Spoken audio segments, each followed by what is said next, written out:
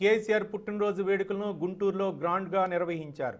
Grand Nagarjuna హోటల్లో దళిత గిరిజన minority సంఘాల ఆధ్వర్యంలో నిర్వహించిన ఈ పుట్టినరోజు వేడుకల్లో బీఆర్ఎస్ నేత రావిల కిషోర్ బాబు పాల్గొన్నారు.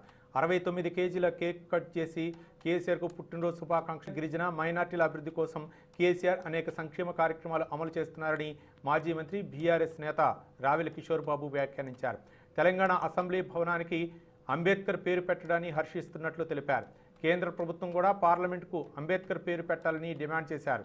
దళిత బంధును దేశవ్యాప్తంగా అమలు చేయాలని అన్ని పార్టీలను డిమాండ్ చేస్తున్నట్లు పేర్కొన్నారు రావిల కిషోర్ బాబు. కార్యక్రమాన్ని కేసీఆర్ గారు చేశారు.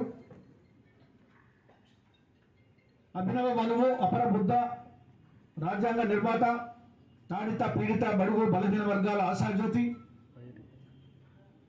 బాబాసాహెబ్ డాక్టర్ అంబేద్కర్ గారి పేరుని 600 కోట్ల రూపాయలతో నిర్మించినటువంటి తెలంగాణ సచివాలయాన్ని పెట్టడం అనేది చారిత్రాత్మకమైనటువంటి విషయం. నాయకులందరూ చప్పట్లతో హర్షధ్వానాలు తెలియజేయాల్సిన విషయంగా కోరుతున్నారు. ఎందుకంటే ఇంతవరకు భారతదేశంలో మనందరం కూడా అంబేద్కర్ గారు రచించినటువంటి రాజ్యాంగానికి బద్దులమై ఈ దేశాన్ని అభివృద్ధిలో సంక్షేమంలో ముందుకు తీసుకెళ్తా ఉన్నాము. అలాంటి ఆ మహానుభావుడు పేరుని తెలంగాణలో నిర్మించినటువంటి నూతన సచివాలయానికి పెట్టడం అనేది ఒక చారిత్రాత్మక అంశం.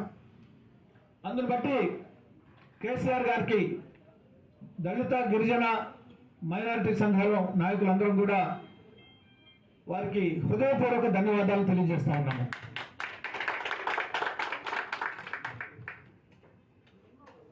అంతేకాకుండా ఈరోజు బాబాసాహెబ్ డాక్టర్ అంబేద్కర్ గారి యొక్క స్ఫూర్తితో